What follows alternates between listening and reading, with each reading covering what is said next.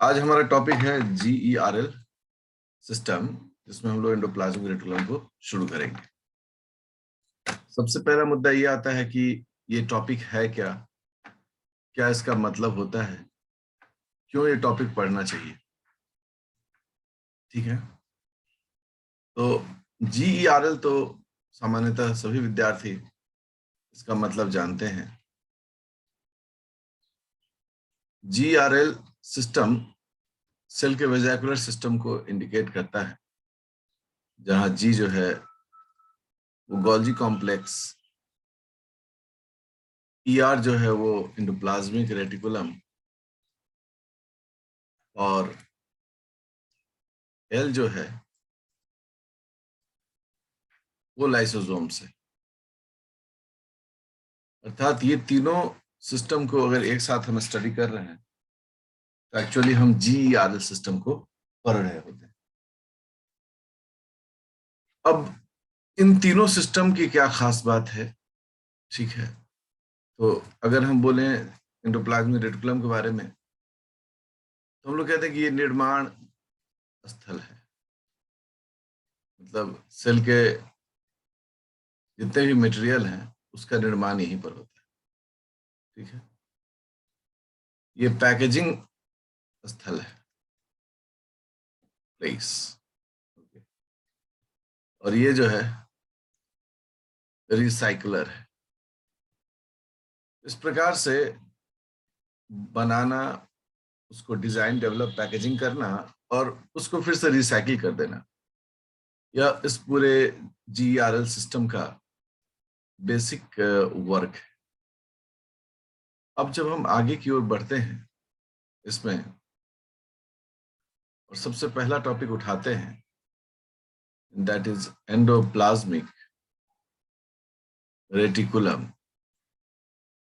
ये वो टॉपिक है जो बहुत प्यार से विद्यार्थी बचपन के छोटे क्लासों से ही शुरू करते हैं और खूब मन लगा के पढ़ते हैं। ठीक है, तो एंडोप्लाज्मिक रेटिकुलम, ठीक है, एंडो मतलब हो गया इंटरनल, तो हो गया कि सेल के अंदर का चीज है। प्लाज्मिक मतलब हो गया प्लाज्मा, जो सेल का अंदर का मटेरियल है, प्लाज्मा। और रेटिकुलम मतलब हो गया नेटवर्क। तो ये सेल के अंदर का एक नेटवर्क है, इसलिए इसको एंडोप्लाज्मिक रेटिकुलम कहा गया। और ये पूरे सेल में बिखरा हुआ है। ठीक है, हम लोग सामान्यतः इसको ऐसे ऐसे करके दिखाते हैं, इस डायग्राम को ऐसे करके बनाते हैं, बहुत सिंपल सा डायग्राम। हम लोग कहते हैं कि ये जो है ये प्लाज्मा मेम्ब्रेन है और ये जो है ये न्यूक्लियर मेम्ब्रेन है और बीच में ये एंडोप्लाज्मिक रेटिकुलम है। बट ये स्ट्रक्चर सिर्फ इतने ही भर से नहीं स्टडी किया जाता है। इस स्ट्रक्चर का स्टडी करने में बहुत सारी बातें आती हैं। कौन कौन सी बातें हैं वो हम लोग क्रमानुसार देखते चलेंगे। अब है क्या कि एंडोप्लाज्मिक रेटिकुलम जो है इसको हम लोग बोलते हैं chemical factory of the cell. ठीक है, सेल सेल का ये केमिकल फैक्ट्री है, और दूसरे वर्ड में आज के दौरे बोले तो manufacturing hub of the cell. ठीक है, केमिकल फैक्ट्री कहने का क्या तात्पर्य है? तात्पर्य यह है कि सेल के अंदर में जो भी बनता है मटेरियल वो सब एंडोप्लाज्मिक रेटिकुलम बनाता है। जैसे कि कभी कोई सवाल करे, क्वेश्चन करे अगर आपसे, बताओ कि हु मेक प्रोटोप्लाज्म, प्रोटोप्लाज्म कौन बनाता है? ठीक है, अगर ये सवाल आ जाए और अगर विद्यार्थी का कॉन्सेप्ट बहुत साफ नहीं है तो उत्तर देने में असह्य हो जाएगा। वो होता है यही एंडोप्लाज्मिक रेटिकुलम। हम थोड़ा इसको endoplasmic reticulum and Golgi body. ठीक है, इसी तरह से अगर सोचो कि और एक आध सवाल हम उठाएं लाइक प्लाज्मा मेम्ब्रेन कौन बनाता है? प्लाज्मा मेम्ब्रेन कौन मैन्युफैक्चर करता है?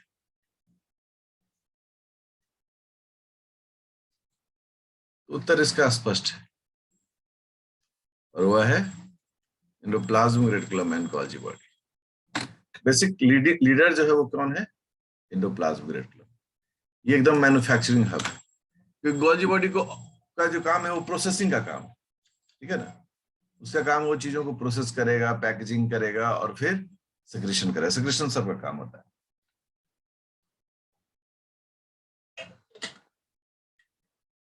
साइंस में लॉजिक जितना स्ट्रांग होगा, विषय वस्तु उतनी अच्छे से समझ में आएगी। तो लॉजिक बड़ा स्ट्रांग होना चाहिए। किसी ने कहा कि बताइए कि फॉस्फोलिपिड कौन बनाएगा? फॉस्फोलिपिड्स कौन बनाएगा? आंसर होता है एंडोप्लाज्मिक रेटिकुलम।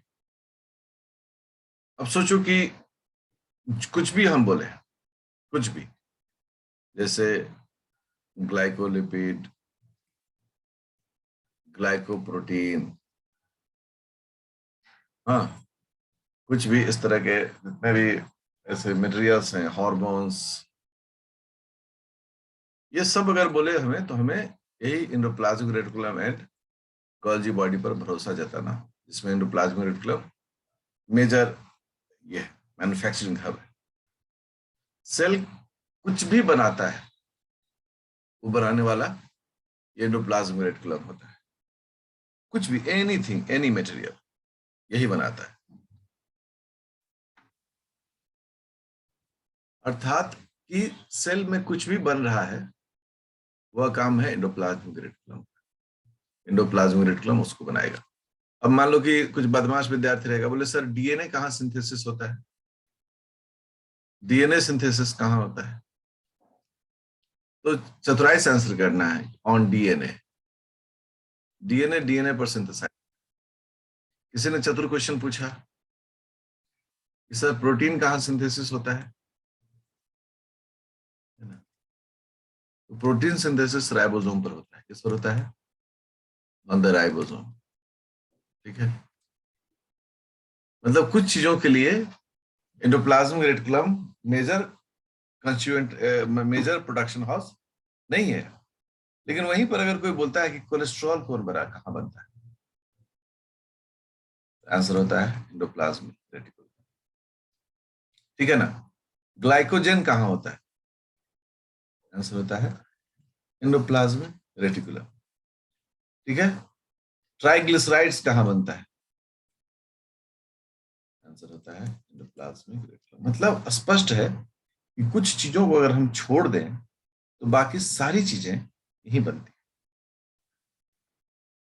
इसलिए हम लोग एंडोप्लाज्मिक रेटिकुलम को chemical factory of the cell कहते हैं। जब भी एंडोप्लाज्मिक रेटिकुलम की कहीं चर्चा उठे, सबसे पहला स्टेटमेंट जो बोलना है वो ये बोलना है, ये मैन्युफैक्चरिंग हब है या फिर केमिकल फैक्ट्री है, और ये पूरे सेल को बना देता है, पूरे सेल को बना देता है। बहुत इंटरेस्टिंग है ये।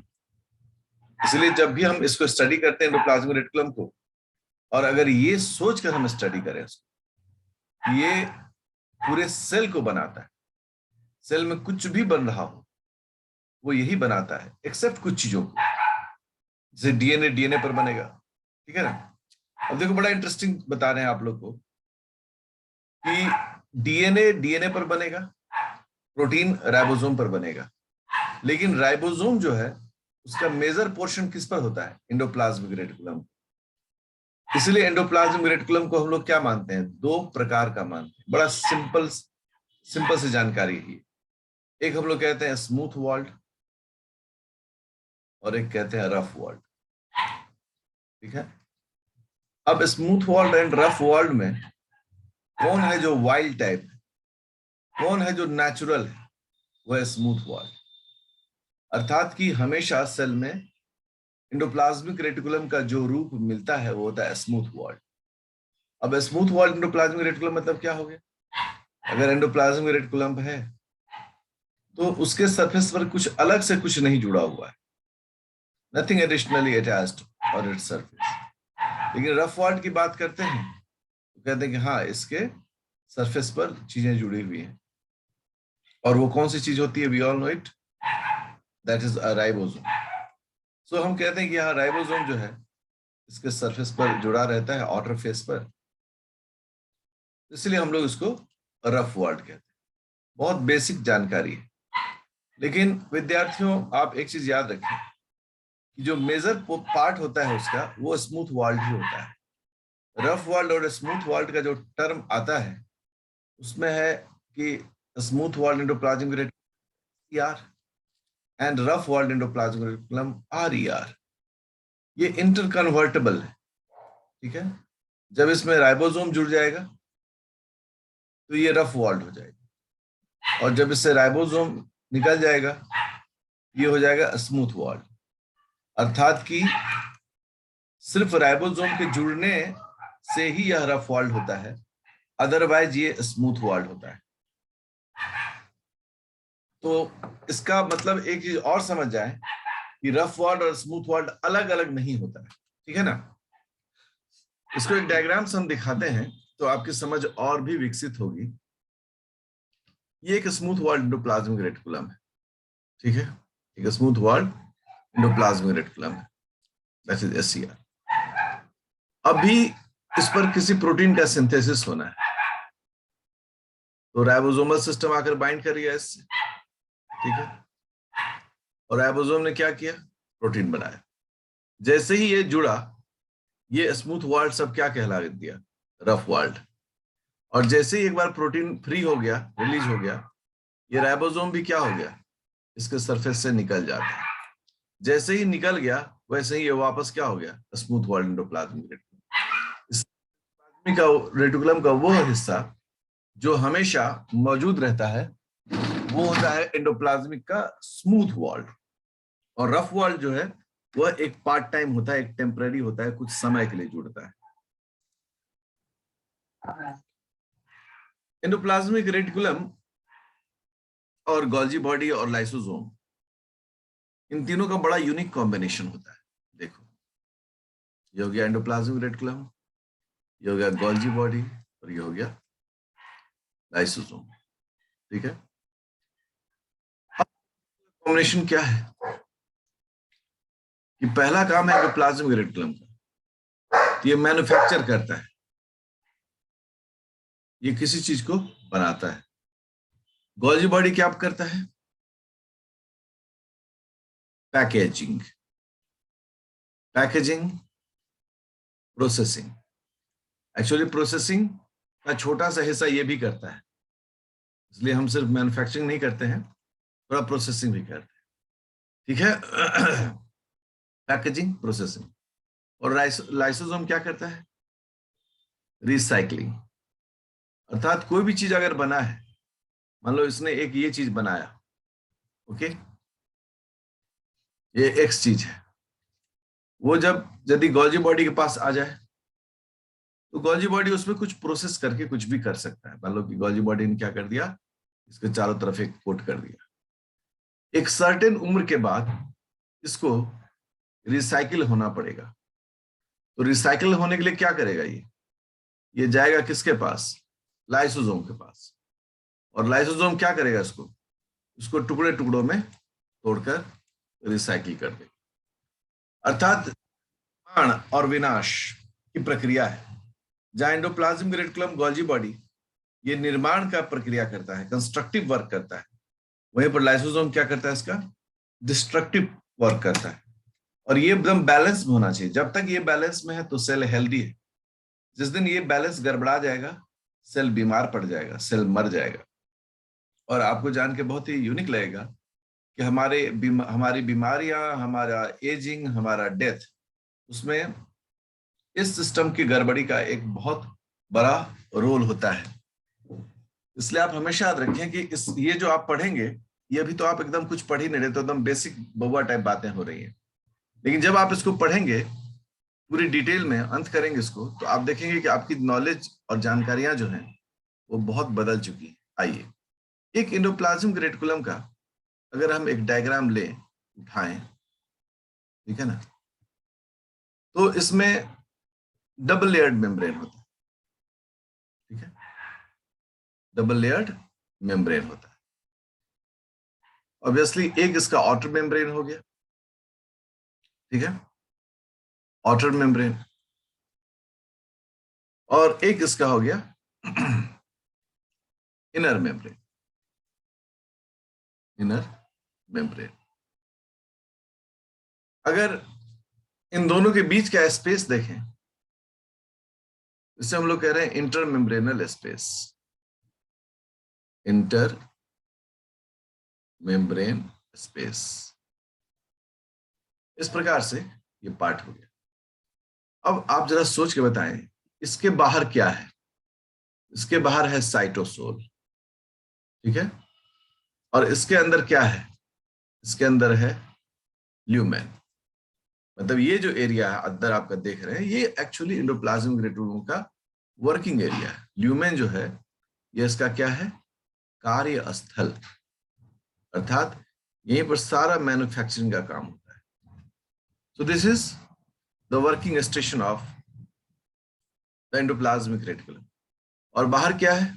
साइटोसोल है, ठीक है। तो अब इस मेम्ब्रेन को अगर हम गौर करें, तो इस मेम्ब्रेन का ये जो बाहरी हिस्सा है, ये जो बाहरी हिस्सा है, इसे हम लोग क्या कहेंगे?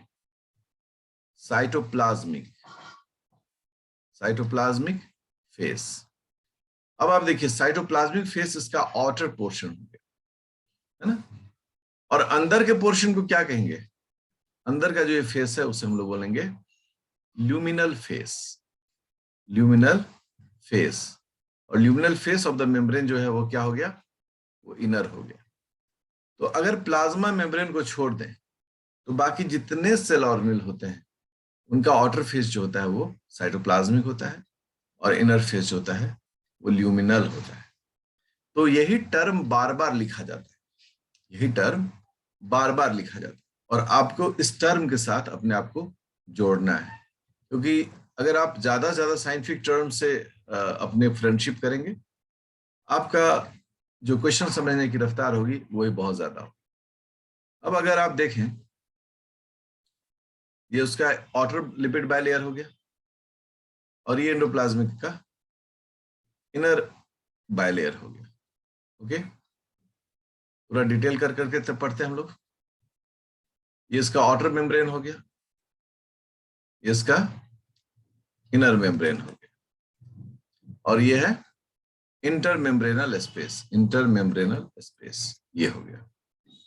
ये जो फेस है, इसकी जो चर्चा कर रहे हैं, इसी को हम लोग बोलते हैं cytoplasmic cytosolic face, cytosolic face. और ये जो अंदर का फेस है, इसे हम लोग बोलते हैं ल्यूमिनल फेस। विद्यार्थियों, जब भी आपको एंडोप्लाज्मिक रेटिकुलम या गोल्जी बॉडी या लाइसोसोम या माइटोकॉन्ड्रिया के बारे में, उसके मेम्ब्रेन के बारे में बातचीत कराया जाता है, तो आप मेम्ब्रेन जब भी पढ़ेंगे तो आप एकदम अलर्ट रहिए। किसके लिए अलर्ट रहिए? साइटोप्लाज्मिक फेस किधर लिखा हुआ है और ल्यूमिनल फेस किधर लिखा हुआ है, मतलब आउटर फेस किधर लिखा हुआ है और इनर फेस। क्योंकि हम विद्यार्थी क्या होते हैं, हम मान कर चलते हैं कि जो ऊपर है वो आउटर है, हम मान के चलते जो नीचे है वो इनर है। बट ये कहानी बदली भी जा सकती है, ये कहानी बदली भी जा सकती है अगर हम इसको साइटोसोलिक से हटा दें, इसको ल्यूमिनल से हटा दें, ठीक है ना। देखिए, और अगर हमने यहां पर लिख दिया बाहर प्योर ल्यूमिनल फेस, और अगर हमने अंदर लिखा साइटोसोलिक फेस, अब ये आउटर नहीं रहा, अब ये क्या हो गया? इनर। और ये क्या हो गया? आउटर हो गया। अब हमारे लिए सेंस क्या हो गया? इधर ल्यूमेन है और इधर साइटोसोल है। तो आपको जब भी मेम्ब्रेन के बारे में जब भी स्टडी कराया जाता है, कहीं भी कोई क्वेश्चन उठता है, सबसे पहले ये डिसाइड करो कि कौन सा फेस ल्यूमिनल है और कौन सा फेस साइटोसोलिक फेस। हर बार जो है ऊपर का फेस आउटर नहीं हो सकता है, आपको पढ़ना पड़ेगा कि वहां ल्यूमिनल लिखा हुआ या साइटोसोलिक लिखा हुआ है। अब जो है थोड़ा सा हम लोग देखें स्मूथ वॉल्ड एंडोप्लाज्मिक रेटिकुलम। अगर स्मूथ वॉल्ड एंडोप्लाज्मिक रेटिकुलम है, इसका मतलब क्या है? ये फंक्शनली प्रोटीन का सिंथेसिस नहीं कर रहा है, या तो कर चुका है या आगे कर सकता है। ठीक है, तो जो भी स्मूथ वॉल्ड एंडोप्लाज्मिक रेटिकुलम होता है, उसका बेसिकली काम होता है स्टोरेज, स्टोरेज एंड सिक्रीशन। यही इसका मेजर वर्क होता है। ठीक है, स्टोरेज एंड सिक्रीशन। यहां पर आपको लिपिड मिल जाएगा, लिपिड्स का स्टोरेज मिल जाएगा। यहां पर आपको ये कार्बोहाइड्रेट का स्टोरेज मिल जाएगा, कार्बोहाइड्रेट्स का। यहां पर आपको प्रोटीन्स का स्टोरेज मिल जाएगा। ये बेसिकली स्टोरेज एंड सिक्रीशन का काम करता है। जब इसको कुछ बनाना होगा, जब इसको कुछ सिंथेसाइज करना होगा, उतनी देर के लिए इसमें राइबोसोम आकर जुड़ता है, और उतने देर के लिए रफ वॉल्ड एंडोप्लाज्मिक रेटिकुलम। तो स्मूथ वॉल्ड एंडोप्लाज्मिक का बेसिक वर्क है स्टोरेज एंड सिक्रीशन। ये वर्क का मेजर वर्क। अगर ये सिंथेसाइज करता है, इफ इट सिंथेसाइजेस एनीथिंग, ठीक है, इफ इट सिंथेसाइजेस एनीथिंग, कुछ भी अगर ये बना रहा हो, नीड्स एंजाइम्स, नीड्स एंजाइम्स, इसको एंजाइम की जरूरत पड़ती है। और तब इसके लिए दो रूट है, either enzymes are either EITHER, either हाँ, either synthesized inside it, या तो इसके अंदर में बन जाएगा विद इन इट। तो जैसे ही इसके अंदर में बनेगा, ये उस वक्त के लिए क्या हो जाएगा? Rough walled endoplasmic reticulum. या फिर दूसरा ऑप्शन क्या है? और enzyme can be exported, enzyme can be exported. ये सब चीज बहुत डिटेल में आपको पढ़ना है। Can be exported from cytoplasm, from the cytoplasm. तो इस प्रकार से यदि साइटोप्लाज्म से इसको मिल रहा है, तब तो ये स्मूथ वॉल्ड एंडोप्लाज्मिक रेटिकुलम रहेगा एज यूजुअल। अगर इसको बनाना है, तब तो इसको अपने आप को चेंज करना होगा, थोड़ी देर के लिए ही रफ वॉल्ड। ये सब डिटेल में आपको पढ़ना है। ये अभी एकदम बेसिक्स के क्लासेस चल रहे हैं, इसमें कहीं कोई ई बट्स नहीं। ठीक है, अब जैसे देखो, हम कहें एडिपोसाइट्स। एडिपोसाइट्स क्या होते हैं? Fat rich cell. एडिपोसाइट्स जो है वो फैट रिच सेल्स। ठीक है, जैसे कि इसमें आ सकता है brown fat rich cells, brown fat rich cells, ये भी इसके अंदर में आ सकता है। ठीक है, ये सभी जो सेल्स होते हैं, ये रिच होते हैं। किस चीज के रिच होते हैं? Rich in smooth walled endoplasmic reticulum. इसमें सर्वाधिक मात्रा में स्मूथ वॉल्ड एंडोप्लाज्मिक रेटिकुलम रहता है। साथ ही glycogen rich cell, glycogen rich cell in liver, liver में ग्लाइकोजन रिच सेल्स होता है।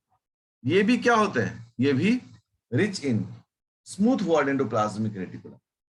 तो इस तरह की चीजों को जब भी हम लोग बात करते हैं, तो ये काम होता है।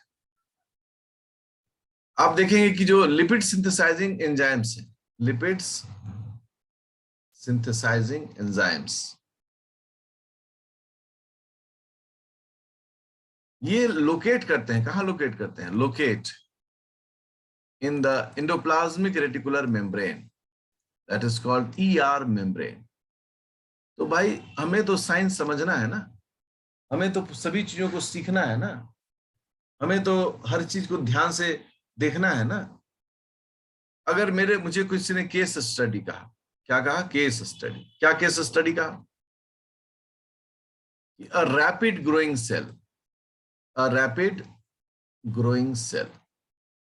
अगर एक रैपिड ग्रोइंग सेल है तो उसमें आर या रफ वाल्ड एंडोप्लाज्मिक रेटिकुलम आपको ज्यादा मिलेगा। किससे? स्मूथ वाल्ड एंडोप्लाज्मिक रेटिकुलम से। क्यों मिलेगा ज्यादा?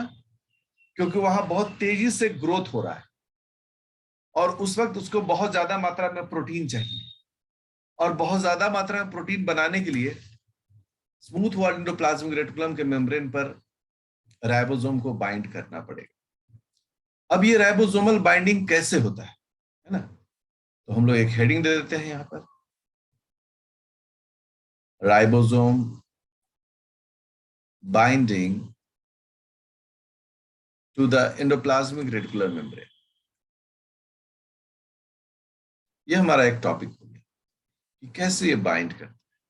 ठीक है, इस टॉपिक पर हम लोग जाएं, इस टॉपिक को अगर हम लोग देखें तो यहाँ की राइबोसोम बाइंड करे, तो अगर जुड़ेगा तो हट भी सकता है एंडोप्लाज्मिक रेटिकुलम के मेम्ब्रेन से।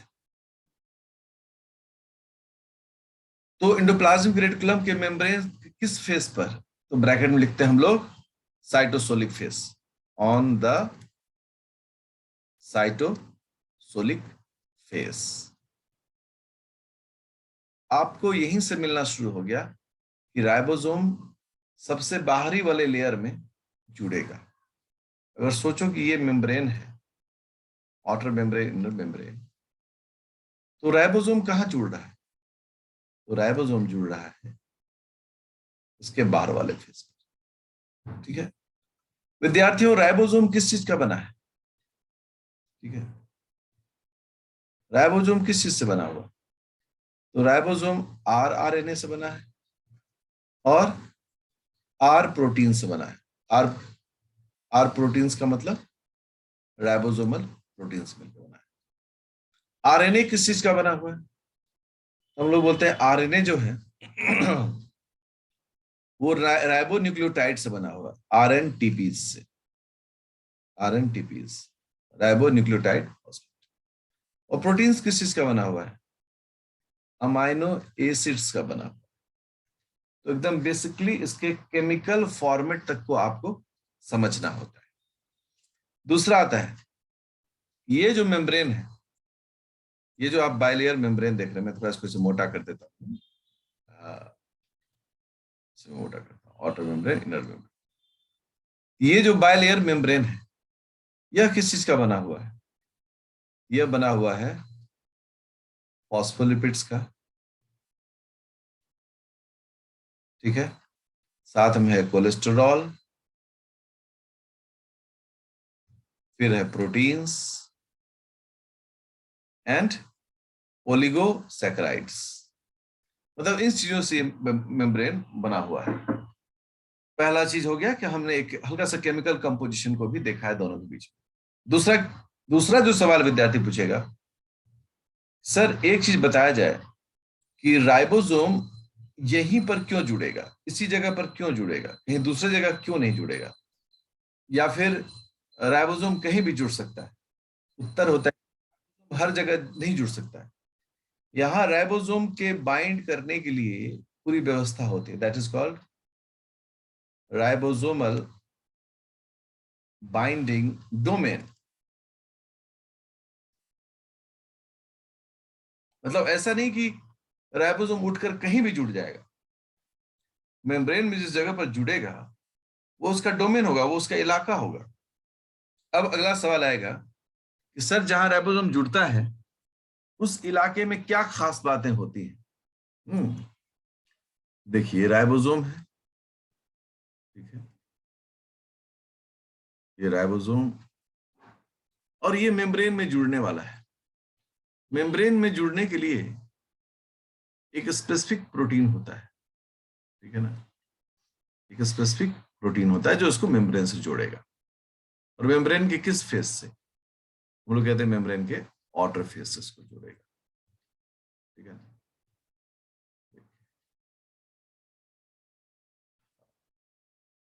ठीक है। ये इस तरीके से इसको जोड़ता है।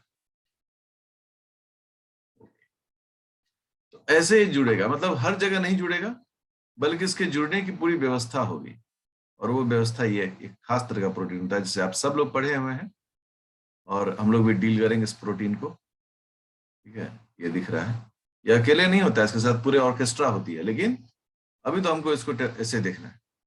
ये जो प्रोटीन है इससे हम लोग बोलते हैं राइबोफ्लोरिन। राइबोफ्लोरिन जो कि मेम्ब्रेन में पाया जाने वाला प्रोटीन है। राइबोफ्लोरिन, राइबोफ्लोरिन 1 एंड 2, ये जो होता है इस राइबोसोम को अपने से जोड़ता है। ये एंडोप्लाज्मिक रेटिकुलम का आउटर मेम्ब्रेन है, आउटर मेम्ब्रेन है। और ये जो फेस है this is called cytosolic face, cytosolic face. अब यहां जो इंटरेक्शन हो रहा है इन दोनों के बीच में कुछ तो इंटरेक्शन होगा ना, ये बहुत पर्टिकुलर होता है।